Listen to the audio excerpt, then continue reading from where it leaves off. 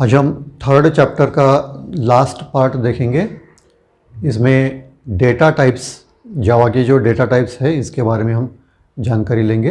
Programme में जब हम वेरिएबल्स डिक्लेयर करते हैं तो जो वेरिएबल्स जो हैं वो जानकारी कंपाइलर को जाती है।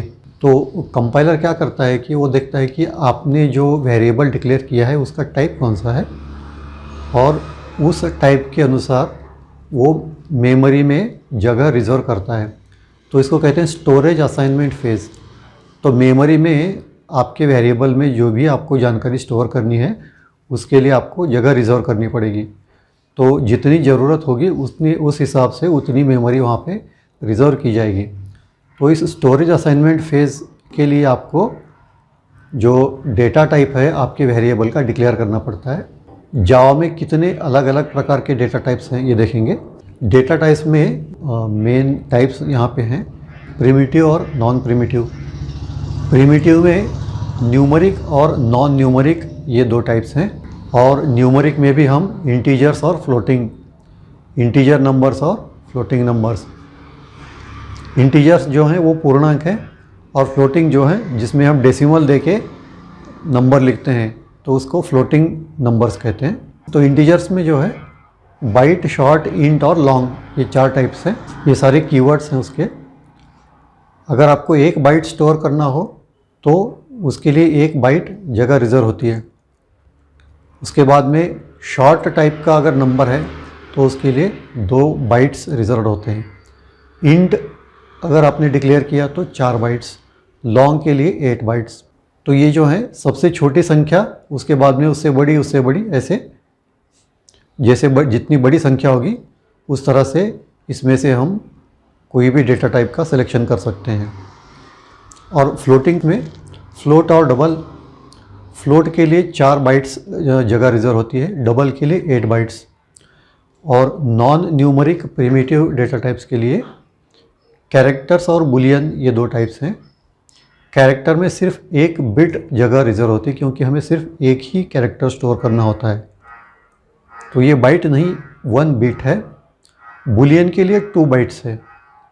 और जो नॉन प्रिमिटिव डेटा टाइप्स हैं, जैसे हमको अगर जावा में कोई ऑब्जेक्ट क्रिएट करना है किसी क्लास का, तो उस समय हम क्लास को as a reference data type उसका हम प्रयोग करते हैं। यहाँ पर नॉन प्रिमिटिव या रेफरेंस डेटा टाइप भी इनको कहते हैं। तो इसमें क्लासेस, एरेज और इंटरफेसेस, ये 3 जो हैं ये रेफरेंस डेटा टाइप्स हैं जावा में। तो इनके लिए जो जगह है वो जितनी इनकी ज़रूरत होगी उस हिसाब से जगह रिजर्व की जाती है। प्रिमिटिव डेटा टाइप्स की तरह कोई फिक्स इनकी रिजर्व नहीं होती है। प्रोग्राम के अंदर जैसे ज़रूरत होगी उस हिसाब से उसके लिए जगह रिजर्व की जाती है। अब हम स्ट्रिंग डेटा टाइप के बारे में देखेंगे। String st equals to in double quotes hello BlueJ हमने लिखा। तो स्ट्रिंग जो है डेटा टाइप है, st वेरिएबल का नाम है और हेलो ब्लूजे इसकी वैल्यू है। स्ट्रिंग की वैल्यू हमेशा हम डबल कोट के अंदर ही लिखते हैं। तो स्ट्रिंग और उसकी वैल्यू जो स्टोर होती है वो स्ट्रिंग कांस्टेंट पूल के अंदर स्टोर होती है। स्ट्रिंग कांस्टेंट पूल क्या है? Is a separate block of memory in heap. तो जावा में, जेवीएम में मेमोरी के 2 अलग अलग हिस्से होते हैं। एक को कहते हैं स्टैक और दूसरे को कहते हैं हीप। तो इसको आसानी से हम ऐसा समझें कि थोड़े समय के लिए जो चीज़ें हमको स्टोर करनी होती हैं वो स्टैक में स्टोर करते हैं, और लंबे समय के लिए जो स्टोर करना होता है उसे हीप में स्टोर करते हैं। तो हम जावा के क्लासेस और ऑब्जेक्ट्स जो क्रिएट करते हैं उन्हें हीप में स्टोर किया जाता है। तो हीप के अंदर स्ट्रिंग्स को स्टोर करने के लिए एक अलग से मेमोरी का लोकेशन, एक ब्लॉक होता है, उसको कहते हैं स्ट्रिंग कांस्टेंट पूल। तो इस स्ट्रिंग कांस्टेंट पूल के अंदर स्ट्रिंग ऑब्जेक्ट्स स्टोर किए जाते हैं। जब हम कोई स्ट्रिंग डिक्लेयर करते हैं, string st is equal to hello BlueJ, उस समय एक स्ट्रिंग ऑब्जेक्ट क्रिएट होता है। जेवीएम जो है, जावा वर्चुअल मशीन, एक नया स्ट्रिंग ऑब्जेक्ट क्रिएट करता है स्ट्रिंग कांस्टेंट पूल के अंदर। तो ये हुआ स्क्वायर जो है, ये हमारा स्ट्रिंग ऑब्जेक्ट है। स्ट्रिंग ऑब्जेक्ट के अंदर इसकी जो वैल्यू है हेलो ब्लूजे स्टोर होती है, और जो st है वेरिएबल नेम, वो आ गया हमारा स्टैक के अंदर।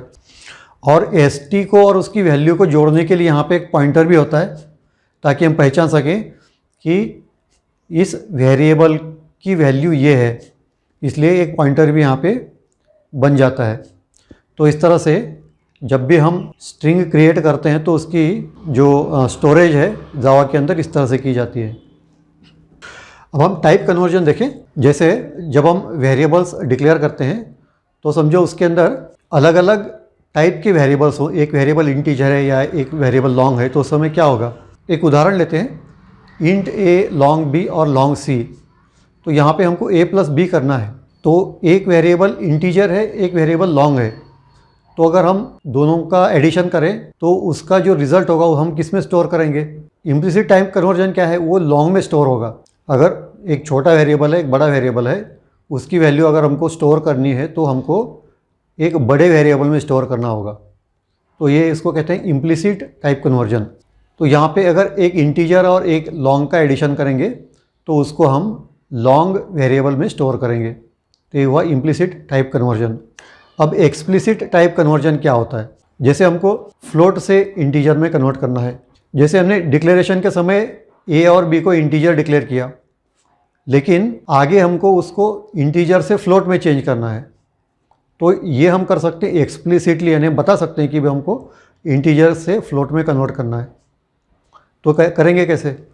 जैसे इंटीजर ए और बी हमने वेरिएबल्स डिक्लेयर किए और उसके बाद में यहाँ हम जब कोड लिखेंगे float x is equal to in bracket float a plus b, तो पहले हम इंटीजर ए प्लस बी का एडिशन करेंगे, फिर उसको फ्लोट में कन्वर्ट करेंगे और ये जो फ्लोट वैल्यू है वो हम एक्स के अंदर स्टोर करेंगे। तो इस तरह से हम एक्सप्लिसिट टाइप कन्वर्जन भी कर सकते हैं। उसी तरह से डबल एक्स और वाई, तो ये डबल डेटा टाइप के दो वेरिएबल्स हैं एक्स और वाई। इसका रिजल्ट हमको इंटीजर में अगर स्टोर करना है एज ए इंटीजर, तो डबल तो 8 बाइट वाला डेटा टाइप है और इंटीजर है 4 बाइट वाला, फिर भी हम उसको कन्वर्ट कर सकते हैं। तो उसके लिए हम int m is equal to in bracket int in bracket x plus y, तो पहले एक्स प्लस वाई की जो एडिशन होगी फिर उसको इंटीजर में कन्वर्ट किया जाएगा और फिर उसे एक इंटीजर वेरिएबल में स्टोर किया जाएगा। तो ये हुआ एक्सप्लिसिट टाइप कन्वर्जन।